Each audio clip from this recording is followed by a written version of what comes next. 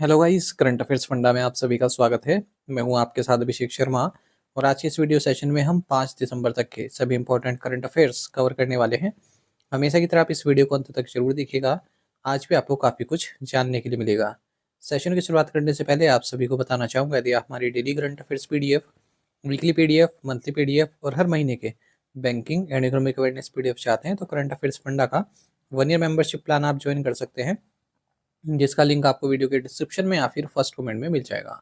आपको बता दें, इस वन ईयर मेंबरशिप प्लान के तहत जितना भी हमारा पीडीएफ कंटेंट है हम आपको 1 साल तक के लिए प्रोवाइड कराते हैं, जिसे आप डाउनलोड कर सकते हैं, प्रिंट आउट भी निकलवा सकते हैं। इसके लिए चाहे तो आप करंट अफेयर्स फंडा ऐप को यूज़ कर सकते हैं या फिर अपने लैपटॉप या सिस्टम की मदद से वेब लॉगिन भी कर सकते हैं। कोई भी आपका एग्जाम हो, बैंकिंग, एसएससी, रेलवे या फिर स्टेट पीसीएस, जहाँ पर भी जनरल अवेयरनेस या करंट अफेयर्स पूछे जाते हैं, सभी एग्जाम्स के लिए हमारे पीडीएफ कंटेंट काफ़ी यूजफुल है। इस पीडीएफ कोर्स में हम आपको RBI circulars, financial awareness, digital awareness, banking awareness, general and economic awareness सब कुछ प्रोवाइड कराते हैं। आरबीआई सर्कुलर्स की बात करें तो आईबीपीएस पीओ मेंस एग्जामिनेशन में यहाँ से क्वेश्चंस पूछे गए थे और आगे आने वाले जो भी बैंकिंग मेंस एग्जामिनेशन है वहाँ पर भी क्वेश्चंस पूछे जाने की संभावनाएं हैं आरबीआई सर्कुलर्स से। तो आपको ये पढ़कर जाने हैं, आप खुद ही पढ़ सकते हैं, आरबीआई की वेबसाइट पर अवेलेबल रहते हैं, पर वहाँ काफ़ी लेंदी होते हैं, फाइनेंशियल और इकोनॉमिक टर्म्स काफ़ी यूज़ होती है, तो आपको समझने में समय लग सकता है, टाइम कंज्यूमिंग प्रोसेस है। इसी काम को करंट अफेयर्स फंडा ने काफ़ी आसान बना दिया आपके लिए। हमने जितने भी आरबीआई सर्कुलर्स हैं पिछले 5-6 महीनों के, उन्हें काफ़ी इजी लैंग्वेज में पीडीएफ फॉर्मेट में रेडी किया है ताकि आप अच्छे से उन्हें समझ सकें, और हर आरबीआई सर्कुलर के साथ आपको एमसीक्यूज मिल जाते हैं प्रैक्टिस करने के लिए।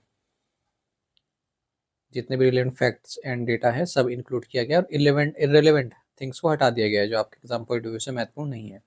कंप्लीट बैंकिंग अवेयरनेस में पढ़ाई गई है, न केवल आपके बैंकिंग मेंस एग्जामिनेशन के लिए, बल्कि अगर आप बैंकिंग इंटरव्यूज में अपियर होते हैं, जैसे SBI PO, IBPS PO, RRB PO, even RBI grade B, तो इन इंटरव्यूज में बैंकिंग नॉलेज आपसे पूछी जाती है, उसे भी आप आंसर कर पाएंगे इस कोर्स को पढ़कर। कंप्लीट इंडियन इकोनॉमी पढ़ाई गई है ताकि एसएससी, रेलवे, स्टेट पीसी जैसे एग्जाम्स में आप अच्छा परफॉर्म कर सकें, है ना। और इंश्योरेंस सेक्टर संबंधित डेडिकेटेड चैप्टर भी इसमें दिया गया है। इंश्योरेंस के बेसिक्स आपके वहाँ से क्लियर हो जाएंगे, जैसे इंश्योरेंस की हिस्ट्री क्या रही है भारत में, पहली इंश्योरेंस कंपनी कौन सी थी, जनरल इंश्योरेंस, लाइफ इंश्योरेंस, इन सब का नेशनलाइजेशन कब हुआ, री इंश्योरेंस, आईआरडीआई से संबंधित कंप्लीट जानकारी, और अभी वर्तमान में क्या स्थिति है भारत में इंश्योरेंस सेक्टर की, जीडीपी में कितना वो योगदान है, और फ्यूचर की क्या क्या प्लानिंग है, आईआरडीआई द्वारा क्या क्या योजनाएं लाई जा सकती हैं, सब कुछ इसमें कवर कराया गया है। तो ए टू जेड आपको सब कुछ एक ही कोर्स में मिल रहा है, वो भी 1 साल की वैलिडिटी के साथ। तो पूरे साल भर जितने भी आपके एग्जाम्स होंगे जहाँ पर भी जनरल अवेयरनेस या करंट अफेयर्स पूछे जाते हैं, केवल यही कोर्स आपका इनफ रहने वाला है। तो ये कोर्स आपको कहाँ मिलेगा? करंट अफेयर्स फंडा ऐप पर। ऐप का लिंक वीडियो के डिस्क्रिप्शन में दिया गया है और फर्स्ट कमेंट में पिन कर दिया गया है, तो लिंक पर क्लिक कीजिए, ऐप को इंस्टॉल कीजिए, लॉगिन करने के बाद ये कोर्स आप बाय कर पाएंगे। फिर भी कोई डाउट आपका रहता है तो हमारा कस्टमर केयर नंबर है 8448169188, इस पर आप कॉल कीजिए या फिर व्हाट्सएप करके भी जानकारी प्राप्त कर सकते हैं। तो बिना किसी देरी के शुरुआत करेंगे इस वीडियो सेशन की। सेशन की शुरुआत हमेशा की तरह क्वेश्चन से करेंगे, जिसका आंसर आपको अभी करना है। पूछ रहा है कि मंजीरा वन्यजीव अभ्यारण्य कहाँ है? वेयर इज मंजीरा वाइल्ड लाइफ सेंचुरी? ऑप्शन है तेलंगाना, कर्नाटक, तमिलनाडु या फिर आंध्र प्रदेश। जल्दी से आंसर कर दीजिए, फिर हम आगे बढ़ते हैं। और इस तरह के क्वेश्चन यदि आप प्रैक्टिस करना चाहते हैं तो मैं टेलीग्राम पर जरूर ज्वाइन कीजिएगा। करंट अफेयर्स फंडा नाम से हमारा टेलीग्राम चैनल है।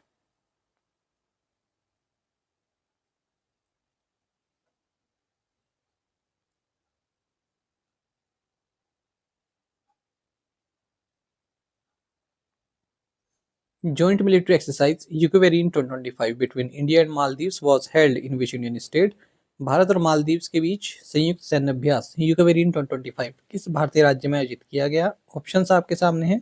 सही आंसर ऑप्शन बी है केरल। तो जॉइंट मिलिट्री एक्सरसाइज यूकेवेरिन, इसका 14th एडिशन इंडियन आर्मी और मालदीव्स नेशनल डिफेंस फोर्स के बीच में तिरुवनंतपुरम केरल में आयोजित किया गया है।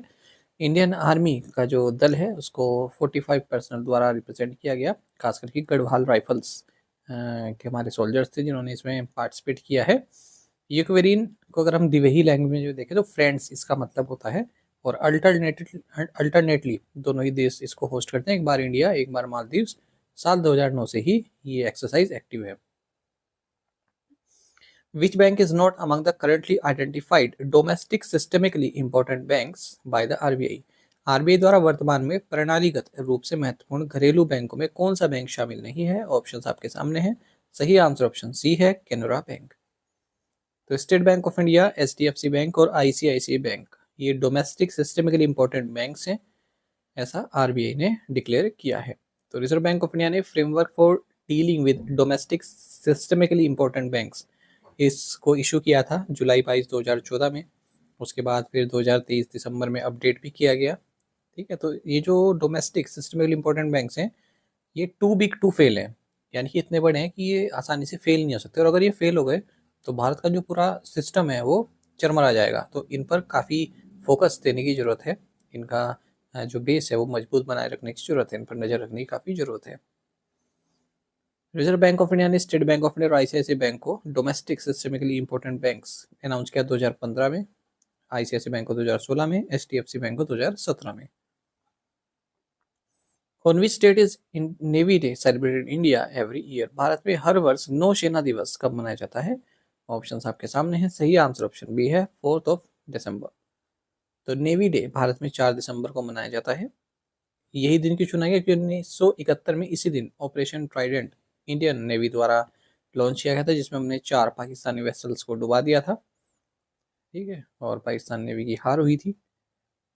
और जो भी इंडो पाकिस्तान वार 1971 के दौरान जो भी शहीद हुए हैं भारत की ओर से, उन्हें भी रिमेंबर किया जाता है। इंडियन नेवी डे 2025 का थीम है combat ready, cohesive and self reliant. अच्छा, फैक्ट याद रखिएगा, छत्रपति शिवाजी महाराज को father of the Indian navy कहा जाता है। 4 दिसंबर को इंटरनेशनल चीता डे भी मनाया जाता है, 2010 से ही मनाते हैं। नामीबिया में वर्ल्ड की लार्जेस्ट पॉपुलेशन है चीता की। ये वर्ल्ड का फास्टेस्ट लैंड मैमल्स है, अफ्रीका और एशिया में पाया जाता है। What is the theme of world soil day 2025? विश्व मृदा दिवस 2025 का विषय क्या है? राइट आंसर ऑप्शन बी है healthy soils for healthy cities.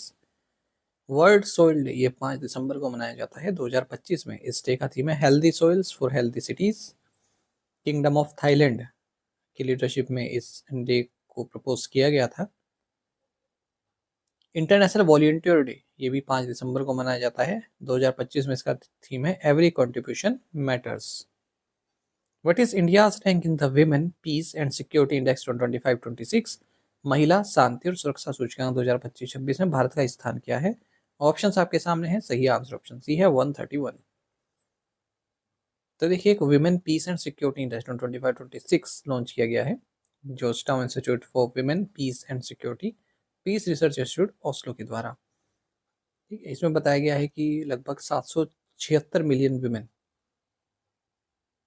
Past year में, ठीक है, इनके साथ कुछ ना कुछ कन्फ्लिक्ट हुआ है, कोई ना कोई इनके साथ मुद्दा बना रहा है, और 2010 से ही 74% इस तरह के केसेस में राइज देखने के लिए मिला है। 181 कंट्रीज को रैंक किया गया है 3 की डायमेंशंस पर। एक तो इंक्लूजन, जस्टिस और security.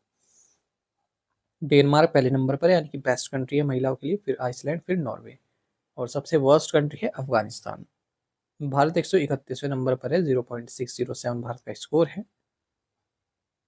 Which country recorded the highest number of foreign tourist arrivals in India in 2024-25? 2024-25 में किस देश ने भारत में विदेशी पर्यटकों के आगमन की सबसे अधिक संख्या दर्ज की है? राइट आंसर ऑप्शन बी है the United states. WTTC economic impact research के अनुसार भारत वर्ल्ड का 8th लार्जेस्ट टूरिज्म इकोनॉमी है। और अगर हम बात करें जो इंडियन टूरिज्म डेटा कंपेडियम 2025 की, जिसे मिनिस्ट्री ऑफ टूरिज्म द्वारा जारी किया गया, इसमें बताया गया कि भारत में सबसे ज़्यादा जो फॉरेन टूरिस्ट आए हैं वो यूनाइटेड स्टेट्स से आए हैं, उसके बाद बांग्लादेश से, फिर यूनाइटेड किंगडम से, फिर ऑस्ट्रेलिया से, और फिर कनाडा से। Which city has been ranked the world's most expensive for the third consecutive year according to the Global Wealth and Lifestyle Report 2025? Global wealth and lifestyle report 2025 के अनुसार लगातार तीसरे वर्ष किस शहर को दुनिया का सबसे महंगा शहर माना गया है? ऑप्शंस आपके सामने हैं। सही आंसर ऑप्शन सी है सिंगापुर। तो Swiss wealth management group Julius Baer, इन्होंने global wealth and lifestyle report 2025 जारी की है। सिंगापुर लगातार तीसरे साल वर्ल्ड की मोस्ट एक्सपेंसिव सिटी है रहने के लिए, सबसे महंगी सिटी है। लंदन दूसरे नंबर पर है, हांगकांग, मोनाको, ज्यूरिक फिर इसके बाद आते हैं। मुंबई जो कि financial capital city of India की, ये 20वें नंबर पर है, यानी कि भारत की सबसे महंगी सिटी मुंबई है। Former batter Robin Smith who passed away played for which country? पूर्व बल्लेबाज रॉबिन स्मिथ जिनका निधन हो गया, किस देश के लिए खेलते थे? राइट आंसर ऑप्शन ए है England. Former England batter Robin Smith, जिन्हें जज भी निकनेम दिया गया, 62 की एज में इनका निधन हो गया। साउथ अफ्रीका में जन्मे थे ये, 62 टेस्ट इन्होंने खेले हैं। और ओबिचुरीज देखेंगे। जाने मानी भरतनाट्यम डांसर कुमारी कमला, जिन्हें पद्म भूषण भी मिला था, संगीत नाटक अकेडमी अवार्ड भी मिला था, इनका निधन हो गया 91 की एज में। वाइला फोर्ड फ्लेचर, जो कि ओल्डेस्ट नॉन सर्वाइवर हैं तुलसा रिस मैसेकर की, इनका भी निधन हो गया 111 की एज में। जो ये तुलसा रिस मैसेकर है, ठीक है, ये 2 day long white supremacist terrorist massacre था, जो कि यूनाइटेड स्टेट्स में हुआ था 1921 में। Former union coal minister and veteran Congress leader Shri Prakash Jaiswal, इनका निधन हो गया 81 की एज में। 3 टाइम एमपी थे ये। Union minister of state for home and union minister of state independent charge for steel भी रह चुके हैं मनमोहन सिंह की गवर्नमेंट में। Who has become the first player ever to score 52 runs in single cricket format? एक ही cricket प्रारूप में 52 शतक बनाने वाले पहले खिलाड़ी कौन बने? राइट आंसर ऑप्शन है विराट कोहली। देखिए, इंडिया वर्सेस साउथ अफ्रीका के बीच में जो मैच हुआ, पहला वनडे इंटरनेशनल मैच रांची में, उसमें विराट कोहली ने एक रिकॉर्ड बनाया। इन्होंने अपनी वनडे इंटरनेशनल की 52वीं सेंचुरी लगाई है और फर्स्ट प्लेयर बन गए जिन्होंने किसी फॉर्मेट में 52 सेंचुरी पूरी की है। ठीक है, इससे पहले सचिन तेंदुलकर और इनके नाम जॉइंटली ये रिकॉर्ड था। सचिन तेंदुलकर ने 51 सेंचुरीज बनाई हुई है टेस्ट क्रिकेट में, ठीक है, लेकिन अब इनकी 52 हो चुकी हैं वनडे क्रिकेट में।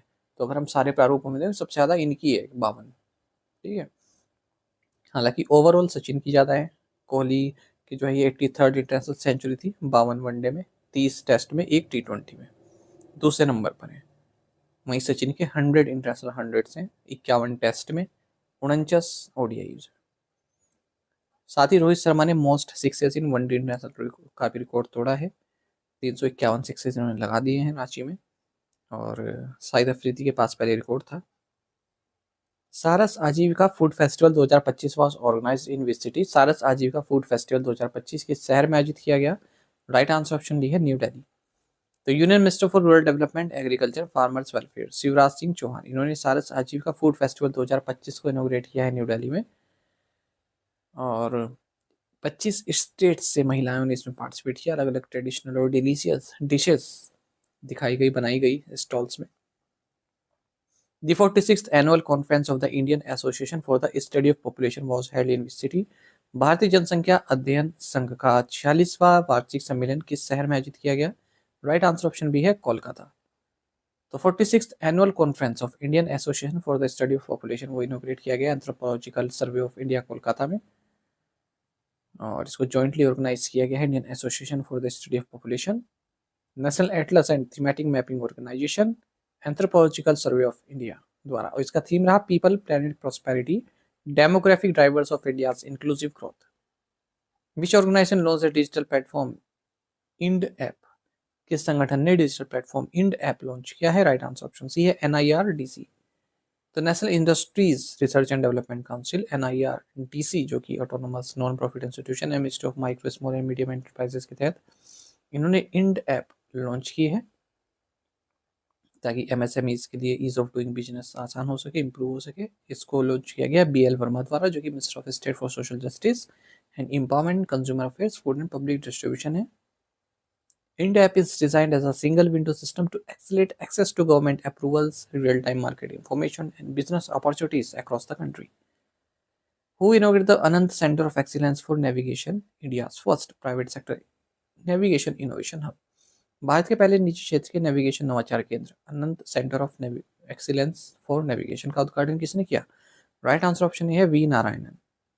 इसरो चेयरमैन V नारायणन, इन्होंने Anant centre for excellence for navigation ACN को इनोग्रेट किया है, जो कि इंडिया का first private sector navigation innovation hub है। तो नेविगेशन टेक्नोलॉजी से संबंधित है ये। What was India's overall rank at world skills Asia competition 2025? विश्व कौशल एशिया प्रतियोगिता 2025 से भारत की समग्र रैंक क्या थी? राइट आंसर ऑप्शन बी है 8th। तो हाल ही में वर्ल्ड स्किल्स एशिया कंपटीशन 2025 संपन्न हुआ है चाइनीज ताइपी में। भारत ने यहाँ पर उम्दा परफॉर्मेंस दी है, 8वें नंबर पर रहा। 1 सिल्वर, 2 ब्रॉन्ज और 3 मेडलियंस ऑफ एक्सीलेंस भारत ने जीते हैं। Ministry of skill development entrepreneurship द्वारा इसको लीड किया गया। Which dictionary named rage bait as its word of the year? किस शब्दकोश ने रेजबैट को अपना वर्ड ऑफ द ईयर नामित किया है? राइट आंसर ऑप्शन भी है ऑक्सफोर्ड डिक्शनरी। ऑक्सफोर्ड डिक्शनरी ने रेजबैट को वर्ड ऑफ द ईयर घोषित किया है। इसका मतलब क्या है? ऑनलाइन कंटेंट, ऐसा ऑनलाइन कंटेंट जो डेलिबरेटली इस तरह से बनाया गया है जानबूझकर, ताकि गुस्सा आए, आउटरेज आए, फ्रस्ट्रेट हो जाए, ताकि जिसने बनाया है उसका जो वेब पेज है, सोशल मीडिया है, अकाउंट है, उसमें जो है जो ट्रैफिक है वो बढ़ सके। The entire Himalayan arc now falls under which zone as per the revised seismic zonation map?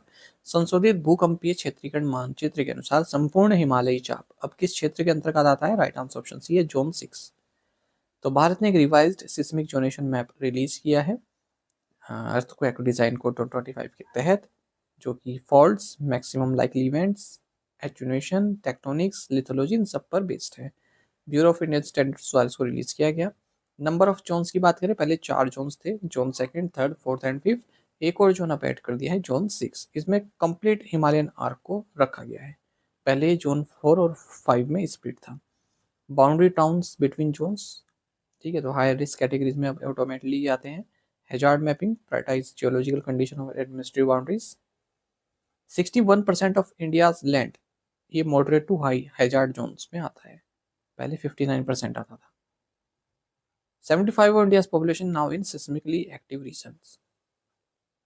National disaster management authority disaster management policies को सेटअप करता है। स्टेट डिजास्टर मैनेजमेंट अथॉरिटी इनको इंप्लीमेंट करने का कार्य करता है। टू द पॉइंट क्वेश्चन, उनके आंसर देखें। What percentage of world's rare earth element reserves does India hold? 8%। BJP leader Prem Kumar has become the new speaker of Bihar state assembly, which constituency does he represent? Gaya town. Panasonic Life Solutions India has named which cricketer as new brand ambassador for its air conditioner portfolio in India? MS Dhoni. India and Israel have signed the terms of reference to initiate negotiation for pre-trade agreement in New Delhi. Center has माफ कीजिएगा Tel Aviv.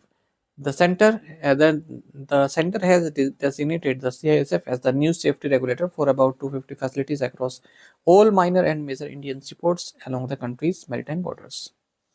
To the point question देखिए, इनके answer आपको भी करने हैं। What is Aratai? Which city host Gita Mahotsav? The third India-Indonesia Defense Ministers dialogue was held in which city? What is the name of the app that triggered controversy after the Union government mandated smartphone makers to pre-install the app? This country will be the second country to produce the BrahMos missile system from India after the Philippines, which has procured 3 batteries of the weapon system in 2022. In 5 questions के answer आपको comment box में देने हैं। यदि एक question का answer भी आता है वो भी आप हमें अवश्य बताइएगा। ज़्यादा से ज़्यादा संख्या में पार्टिसिपेट करने की आप कोशिश किया कीजिए। साथ ही में टेलीग्राम पर जरूर ज्वाइन करें। करंट अफेयर्स फंडा नाम से हमारे टेलीग्राम चैनल है।